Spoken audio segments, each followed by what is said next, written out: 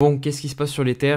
On va faire le point dans cette vidéo. Je vais vous montrer ce que je viens de faire sur mon portefeuille parce que j'ai fait un petit changement. Donc voilà, vu que je vous montre tout sur la chaîne YouTube, bah, c'est la raison principale de pourquoi je vous sors une vidéo. Elle va pas être très longue, hein, voilà, les explications vont être assez rapides à faire. Là, je suis sur le graphique de l'Ether contre le Bitcoin et bah, le changement majeur, on est en hebdomadaire, donc une unité de temps quand même assez moyen terme, long terme, et bien vous voyez ici on a une grosse bougie à la baisse qui est en train d'être effectuée cette semaine. On casse tout simplement un support qu'on tient depuis 4 semaines ici sur ETH contre Bitcoin. Je vous l'avais dit dans toutes mes dernières vidéos, j'espérais que ici on vienne marquer un bottom pour pouvoir enfin se retourner sur cette paire, donc Ether contre BTC, et enfin avoir une surperformance de l'Ethereum contre le Bitcoin. Bah, là, nouveau point bas, donc pour l'instant, ce scénario, il s'invalide complètement. Donc on va faire le point dans cette vidéo.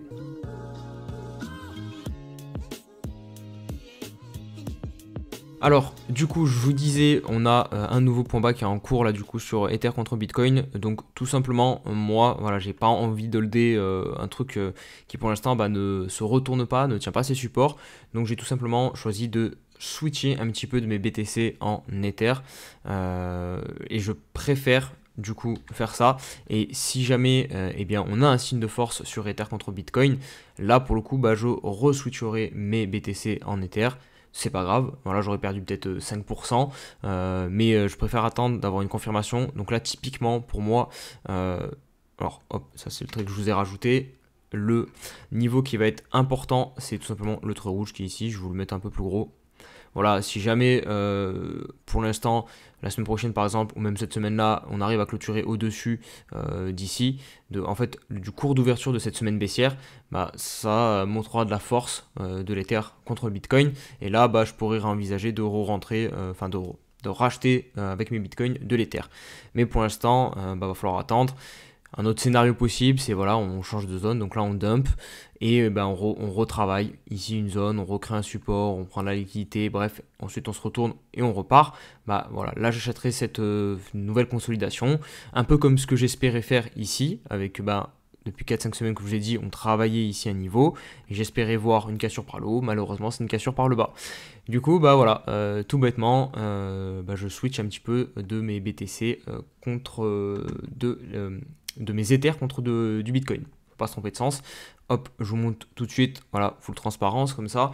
J'ai vendu du coup un demi-Ether 0,5. Voilà, j'y vais avec des pincettes parce que, mine de rien, on reste quand même sur une zone au niveau du long terme où l'Ether devrait se retourner, donc j'y vais avec des pincettes. Mais voilà, j'en ai quand même switché un petit peu, donc 0,5 Ether, vous voyez, ça fait 1300 $, quoi, globalement. Et du coup, sur mon portefeuille, ça donne ça. En termes de répartition, donc ça fait que je suis à 41% investi sur le BTC, 30% sur Ether, et ensuite voilà, des plus petites positions, et 23% en stablecoin.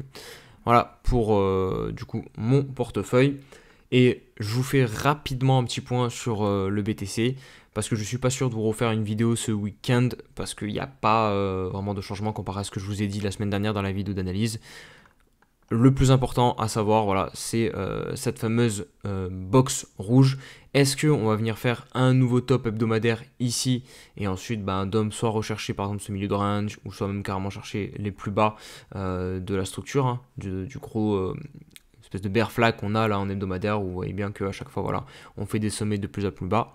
Donc c'est vraiment la toute dernière zone. On est venu très très proche de, pour la toute première fois depuis vraiment longtemps, venir racler les stops. Vous voyez ici, on a plein de stops, enfin plein de sommets qui n'ont pas été revisités.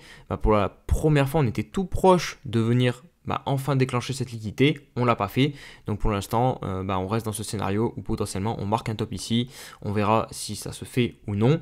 Mais en tout cas, moi, je voulais partager. Je suis en short. Je suis entré en short sur ces niveaux-ci avec tout simplement la validation de mon stop loss ici à 70 000 et quelques. C'est pour ça qu'il y a un gros trait rouge ici, puisque si jamais on déclenche cette liquidité, qu'on commence à s'installer au-dessus, pour moi, voilà, on part en bull run. Donc, pas d'intérêt de rester en short.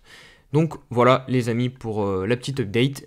Si elle vous a plu, voilà, je ne vous ai pas demandé en début de vidéo, n'oubliez pas de mettre un petit like, vous abonner, et on se dit à très vite pour une prochaine vidéo. Allez, ciao ciao.